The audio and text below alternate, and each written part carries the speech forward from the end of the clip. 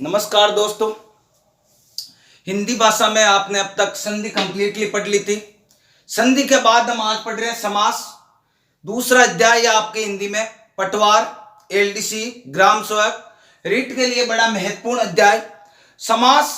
आज हम शुरुआत कर रहे हैं हिंदी भाषा की। समास क्या होता है? दो शब्दों से मिलकर बना है सम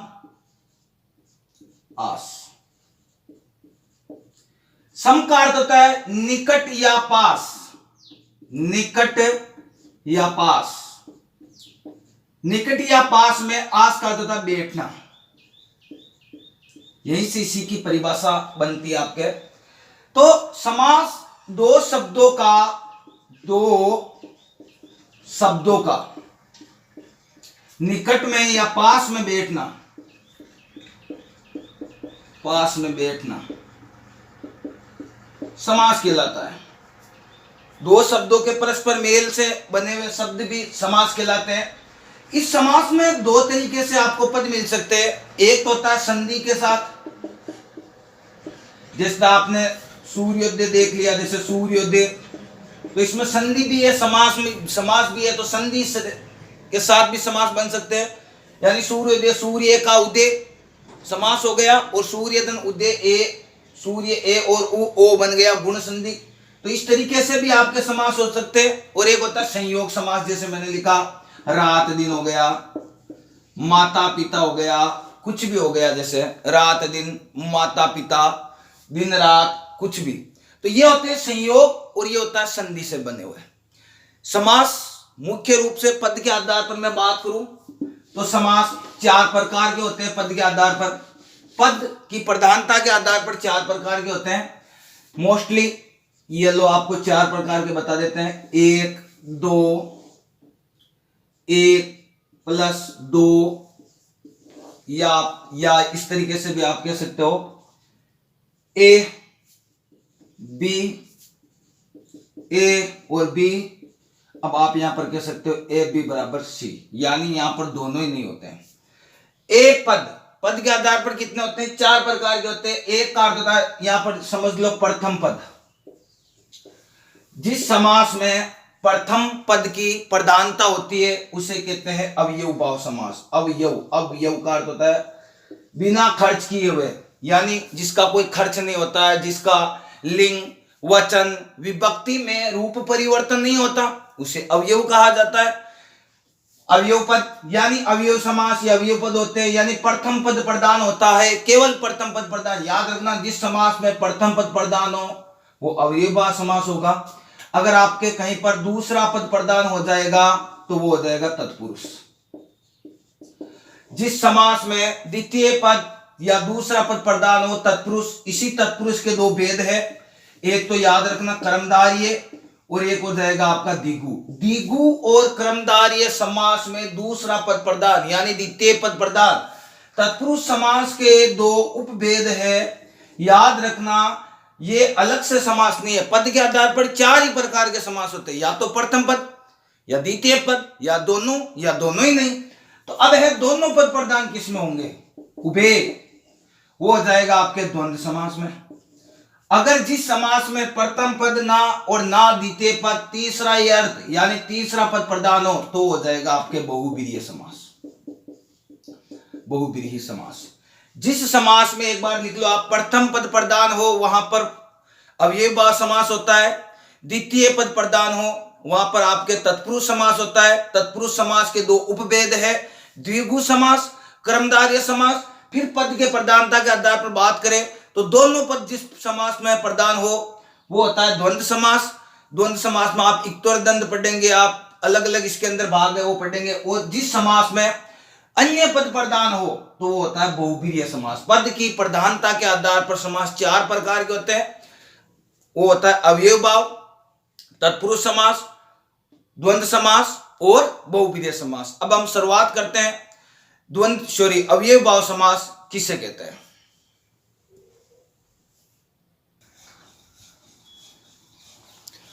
तो दोस्तों अब हम पढ़ रहे अव्ययी भाव समास। आप कहीं पर भी आप पढ़ोगे तो आपको डायरेक्टली बताएगा कि जिसमें प्रथम पद अव्ययी हो, अव्ययी भाव समास कहलाता है। अव्ययी होता क्या है? और व्यय। अब यानी बिना, व्यय यानी खर्च, यानी ऐसा पद अव्यय किसे कहते हैं? अवयव वे कहलाते हैं जिसका लिंग, वचन, विभक्ति में रूप परिवर्तन नहीं होते हैं। रूप परिवर्तन नहीं होते उसे अव्यय कहते हैं। अवयव रूप परिवर्तन नहीं होते उसे अवयव कहते हैं। किस तरीके से? जैसे मैंने लिखा प्रति दिन। दो शब्द यहां पर देखो मिलेगा आपको देखने, प्रति और दिन। प्रति प्रत्येक, प्रतिशत, हर एक के साथ प्रति, लेकिन यहां पर दो है, प्रति और दिन। अब ये कहता है अव्यय कि जो लिंग, वचन, विभक्ति में रूप परिवर्तन नहीं होते उसे अव्यय कहते हैं। अब अगर आपके केवल दिन है और कोई भी शब्द है तो आप कहेंगे कि मैं 4 दिनों से काम कर रहा हूं, मैं 4 दिनों से मार्केट जा रहा हूं, या मैं 4 दिनों से पढ़ाई कर रहा हूं। तो यहां पर दिन का दिनों तो हो जाता है, दिन का दिनों बना सकते हैं आप कि भाई 4 दिनों से, 5 दिनों से, या तो दिन का दिनों तो हो जाता है। लेकिन अगर ये अव्यय कहता है कि अगर मेरे साथ, अगर तेरा संयोग या मेरे साथ तू जुड़ गया तो मैं ना तो तेरे को परिवर्तन होने दूंगा और ना ही मैं खुद चेंज होऊंगा। यानी प्रति एक उपसर्ग है और उपसर्ग एक अव्यय का ही भाग है। केवल दिनों होए, दिन का दिनों हो सकता है, लेकिन प्रति के साथ यानी अव्यय के साथ अगर दिन लगे तो याद रखना दिनों कभी नहीं होता है। प्रति दिनों कहीं पर देखा क्या आपने? नहीं देखा। प्रति दिनों नहीं होगा। प्रति माह देखा है क्या? नहीं। हर माहे, प्रति माहे, हर माहे। तो प्रति ये सब उपसर्ग है और उपसर्ग एक अव्यय का भाग है। अव्यय कहता है कि ना तो मैं खुद चेंज होगा और ना ही तेरे को चेंज होने दूंगा, चाहे विभक्ति हो, चाहे वचन हो, चाहे लिंग हो। इसी तरीके से ये अव्यय कहलाते हैं। आपने देखा दिनों, लेकिन प्रति के साथ प्रति दिनों नहीं देखा। तो अव्ययी भाव समास में मोस्टली 4 बातों का याद रखना है। पहली बात ये याद रखना है, जिस समास में प्रथम पद प्रधान हो वहां पर अव्ययी भाव समास होगा। चलो ठीक है। दूसरी मोस्टली आपको ये याद रखना, जिस समास में अवयव पद भी हो, अवयव पद हो, वो भी याद रखना। और मोस्टली याद रखना अवयव पद में जैसे यथा भी एक अव्ययी है, यथाशक्ति, यथाशक्ति, शक्तिम अनुरूपम, यथाशक्ति अवयव पद हो सकता है, प्रथम पद प्रधान हो सकता है, या आप ये भी कह सकते हो उपसर्ग से बने हुए शब्द भी हो सकते हैं। और चौथा है आपके पुनरावर्ती, पुनरावर्ती अव्यय। जैसे अभी ये रिट में प्रश्न पूछा गया था पुनरावर्ती में, जैसे रातों रात में कौन सा समास है? रातों रात। अब कई बच्चे ये करके आए थे रात और रात, नहीं, रात और रात नहीं होगा इसमें।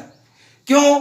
क्योंकि कोई भी शब्द अगर सेम हो और उसकी पुनरावृत्ति हो जाती है, यानी एक से दोबारा, रात रात 2 बार आ गया, अगर कोई भी शब्द की पुनरावृत्ति हो जाती है तो वहां पर कौन सा समास हो जाता है? अव्ययी भाव समास। जैसे रातों रात, रात के बाद रात, हाथों हाथ, हाथ के बाद हाथ, घरों घर, घर के बाद घर। यानी जिस समास में पुनरावृत्ति हो, एक शब्द की पुनरावृत्ति हो रही है नहीं है, मूल शब्द तो रात ही है, लेकिन रात की पुनरावृत्ति हो रही है यहाँ पर, तो रातों रात। ये रिट में पूछा गया था, ध्यान से देखना, बड़ा महत्वपूर्ण समास है अव्ययी भाव समास। तो पहला हमें याद रखना, इसमें 4 बातें याद रखनी है कि जिस समास में प्रथम पद प्रधान हो, फिर याद रखना है जिसमें अव्ययी पद भी हो, उपसर्ग भी हो और पुनरावृत्ति भी हो। उपसर्ग आप पढ़ेंगे हम नेक्स्ट क्लास में, जब आपके समास कंप्लीट हो जाएंगे, कि वे शब्दांश जो किसी शब्द के आगे जुड़ते हैं उस शब्द के अर्थ में परिवर्तन ला देते हैं, उपसर्ग कहलाते हैं। जैसे प्रे, परा, अप, सम, अनु, अव, निर, निस, दूर, दुस, अधि, अधि। इस तरीके से आपके उपसर्ग होते हैं। संस्कृत भाषा में उपसर्गों की संख्या 22 होती है, ये डिटेल से हम पढ़ेंगे। तो अव्ययी भाव समास में 4 मोस्टली बातों का याद रखना, प्रथम पद प्रधान हो जाए, अवयव पद हो, उपसर्ग हो और पुनरावृत्ति हो। तो हम इनसे पढ़ेंगे। तो शुरुआत में हम जैसे इसी के अंदर आप लिखो अव्ययी भाव समास में पहले कि अगर कोई भी समास हो, सॉरी अव्ययी भाव समास में प्रथम पद में जैसे आ जाए, अगर आ जाए तो हम वहां पर क्या करेंगे, जैसे आपने लिखा आमरण, आमरण। याद रखना अव्ययभाव समास में पहला मैं आपको एक नियम बता रहा हूं कि अगर आ शुरुआत में आ जाए, जैसे उदाहरण मैंने लिखा आमरण, तो वहां पर समास का विग्रह करते समय तक लगा देना है। यहां पर आ लगा हुआ है और मरण लगा हुआ है, आमरण, तो आपको क्या करना है, मरण यानी मृत्यु, तो आप डायरेक्टली ये भी लिख सकते हो मृत्यु तक। यानी आ का अर्थ यहां पर विग्रह करते समय तक का अर्थ लगा देना और है जैसे कि जैसे लिख देना आमरण मृत्यु तक। नेक्स्ट देखो इसमें उदाहरण, जैसे आजीवन, आजीवन में भी क्या होगा, जीवन तक। आमरण आजानुबाहु, आजानुबाहु, बाहु घुटना, मतलब आजानुबाहु। आमरण हो गए आकंठ, आकंठ, आकंठ में क्या होगा, कंठ तक।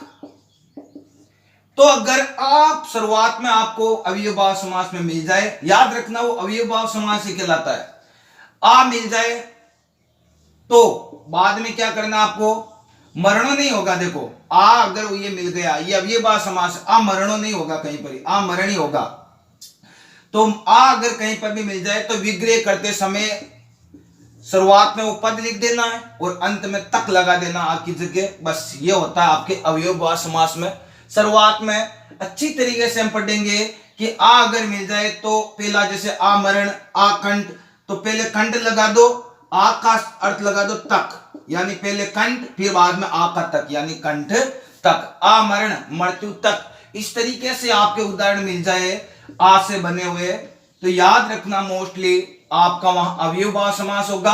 विग्रह करते समय आ के जगह तक लगा दो और मूल शब्द के आगे जो है वो लिख दो। अब नेक्स्ट इसमें पढ़ते हैं बे, नी, ये अगर मिल जाए तो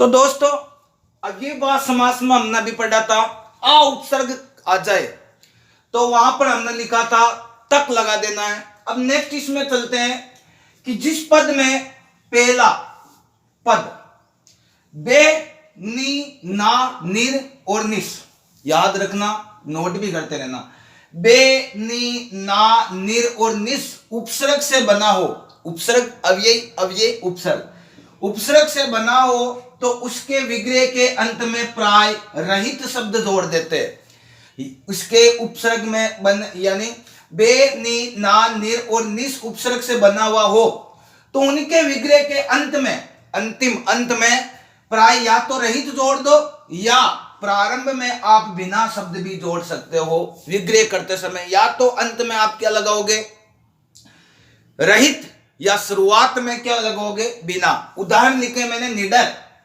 निडर, नी यानी बिना, एक उपसर्ग है बिना। अब या तो आप इससे बना दो या इससे बना दो, कैसे बनाओगे, कहीं से भी ले लो। अगर रहित लगाओगे तो आपको क्या करना पड़ेगा, विग्रह के अंत में रहित लगाना पड़ेगा, और अगर बिना लगाओगे तो शुरुआत में लगा दो। किसी तरीके से आप विग्रह पद बना सकते हो। जैसे मैंने लिखा निडर, तो आप क्या लिखोगे, डर रहित, ये लो, ये विग्रह शब्द हो गया। लेकिन आप बिना से बनाओगे तो क्या लगाओगे, बिना डर के, बिना डर के, बिना डर के। जो डरता नहीं हो वो निडर कहलाता है। नेक्स्ट है निर्विरोध, निर्विरोध, इसमें देखो निर्विरोध लिखा हुआ है, बिना विरोध के, ये भी आप लिख सकते हो, बिना विरोध के, निर उपसर्ग बिना विरोध के। बेवजह, बेवजह आप सामान्य हम बोलचाल की भाषा में लिखते हैं कि बेवजह परेशान कर रहा है, बेवजह, बिना वजह के या वजह रहित, बेवजह, बिना वजह के, या आप ऐसे भी लिख सकते हो वजह रहित। ना समझ, उसको मैं कितना ही समझाऊं लेकिन वो ना समझ का ना समझ ही रहेगा। ना यानी नहीं, समझ यानी समझता हो, तो आप क्या लगाओगे, इसका विग्रह करते समय बिना समझ के या समझ रहित भी लिख सकते हो, तो समझ रहित। आप दोनों में से किसी तरीके से आप विग्रह करो तो बना सकते हो। नेक्स्ट है नालायक, बिना लायकी का, वो जो लायक नहीं हो, ना लायक। तो आप क्या लगाओगे नालायक में? लायक रहित, यानी बिना लायक, ये भी लिख सकते हो आप बिना लायक। बढ़िया, अगर आप देखो तो बिना लायक यानी लायक की नहीं हो जिसकी। फिर है बेवफा, वफा की, जो वफा ना, बेवफा, बिना वफा,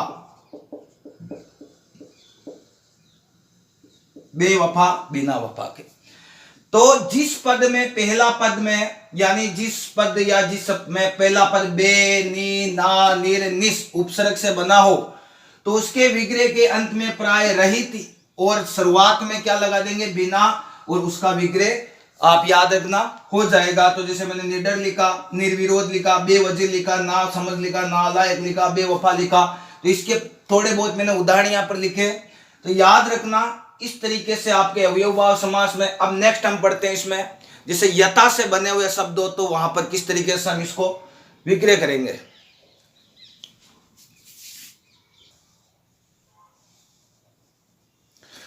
तो दोस्तों अब हम पढ़ते हैं अवयव शब्द। एक अवयव शब्द होता है यथा। तो अवयव शब्द यथा से बने शब्दों का विग्रह पद के अंत में क्या लिखेंगे? के अनुसार लिख दो। या तो आप, अगर आपको कहीं पर भी जैसे उदाहरण लिखे यथाशक्ति, यथा गति, यथोचित, यथा संभव, यथा कर्म, यथार्थ, अगर कहीं पर भी अवयव शब्द यथा लिखा हुआ मिले आपको, तो या तो उसका विग्रह करते समय विग्रह के अंत में आप लिखोगे के अनुसार, या आप प्रारंभ में जैसा या जैसी भी लिखकर उसको लिख सकते हैं, विग्रह कर सकते हैं। उदाहरण के तौर पे मैं आपको ये लिखे यहां पर यथाशक्ति, तो आप क्या लिखोगे? यथा गति, तो आप क्या लिख सकते हो? या तो आप लिख सकते हो गति के अनुसार, जैसी गति उसी के अनुसार। अगर आपके लिखा हो यथाशक्ति, शक्ति अनुरूपम, शक्ति के अनुसार, शक्ति के अनुसार। अगर के अनुसार लगाएंगे तो उस पद के यथा की जगह के अनुसार लगाएंगे तो लगाएंगे अंत में। अगर आप जैसा या जैसी लिखोगे तो शुरुआत में लिखना, प्रारंभ में, जैसे यथोचित, जैसा उचित हो, जैसा उचित। यथा आ और उ, यथा धन उचित, आ और उ, ओ बन जाएगा यथोचित, यह भी ध्यान रखना साथ में संधि। यथा संभव, जैसा संभव हो वैसा, जैसा संभव। यथा कर्म, ये भी लिख सकते हो कर्म के अनुसार, जैसा कर्म लिख सकते हो या कर्म के अनुसार। यथार्थ, जैसा है अर्थ, जैसा अर्थ, जैसा अर्थ। तो या आप यथा के, यानी यथा अगर आपको कहीं पर मिले अवयव पद, तो आपको क्या करना? अवयव शब्द यथा मिले तो अंत में या तो के अनुसार लगाओ उस शब्द के, या फिर यथा की जगह, या शुरुआत में जैसा या जैसी लगाओ। अगर आपके पढ़ती मिल जाए कहीं पर भी, थोड़ा सा यहीं पर बता देता हूं, पढ़ती, अगर कहीं पर भी आपको पढ़ती अब ये मिल जाए, यानी पढ़ती उपसर्ग मिल जाए, तो फिर क्या करोगे? जैसे मैं लिखा हूं पढ़ती दिन, तो ऐसे पढ़ती उपसर्ग, अगर आपके पढ़ती उपसर्ग से बने हुए शब्द मिल जाए तो या तो आपको क्या लगाना है? 2 बार इस शब्द को लिख दो, 2 बार, जैसे दिन दिन, दिन दिन लिख सकते हो आप। या तो आप 2 बार इस शब्द को लिख दो, या आप आगे हर लगा दो, हर दिन। याद रखना मोस्टली, या तो 2 बार लिख दो इस शब्द को, दिन दिन लिख दो, या आप हर दिन लिख दो। आपको जब एग्जाम में बैठोगे तो आपको या तो इस तरीके से देंगे कि गति के अनुसार, तो आप मूल बनाओ, तो आप क्या बना दोगे? यथाशक्ति, या आपको कह देगा कि यथाशक्ति का विग्रह, तो आप क्या करोगे? गति के अनुसार। मोस्टली इसी तरीके से दिया जाएगा, यथाशक्ति का समास विग्रह करो, तो शक्ति अनुरूपम, शक्ति के अनुसार। याद रखना, अगर प्रति दिया जाए तो प्रति के अंदर या तो आप 2 बार लिख दो इस शब्द को, दिन दिन, प्रति को हटाना है, या तो लिख दो दिन दिन, या आप शुरुआत में क्या कर दो? इसके आगे हर लिख दो, जैसे प्रतिदिन। जैसे आपके मैं उदाहरण देता हूं, प्रतिशत, प्रश्नावली होती है मैथ में, प्रतिशत, या तो लिख दो शतम शत, या आपको लिख देना है हर शत, हर एक 100 पर, प्रतिशत 100 पर 1, तो इस तरीके से आपके प्रति उपसर्ग कहीं पर भी मिले, प्रति, सत, प्रति दिन, प्रति रात, किसी तरीके से आपके मिल जाए तो या तो 2 बार लिखना है या प्रति की जगह हर लगा देना है। इसी तरीके से आपके यथा हो गया। अब हम नेक्स्ट इसमें पढ़ते हैं पुनरावर्ती अव्यय, यानी कोई भी शब्द की पुनरावृत्ति हो तो उसका विग्रह किस तरीके से करते हैं।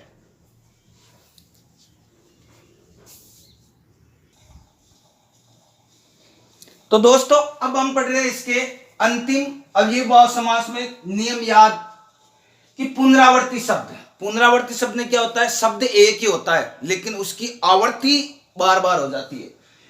थोड़ा ध्यान रखना, इसमें कंफ्यूज होते हैं, द्वंद्व समास लगभग कर देते हैं। नहीं, द्वंद्व समास नहीं होता है, शब्दों को पकड़ना है कि शब्द कितनी बार है, अन्य शब्द है कि नहीं। जैसे मैंने लिखा चला चली, चल चल, एक ही शब्द है लेकिन विग्रह करते समय क्या लिखेंगे, चलने के बाद, चलने के बाद चलना। मारा मारी, मार के बाद मार, मार के बाद मार, देखो शब्द एक ही है, मार मार, मार के बाद मार। लूटम लूट, लूट के बाद लूट, शब्द एक ही है लेकिन इसकी पुनरावृत्ति हो रही है, लूट के बाद लूट, लूट के बाद लूट। हाथों हाथ, हाथ के बाद हाथ लिख सकते हो या हाथ ही हाथ में। एकाएक, एक के बाद एक, एक के बाद एक। साप साप, साप के बाद साप।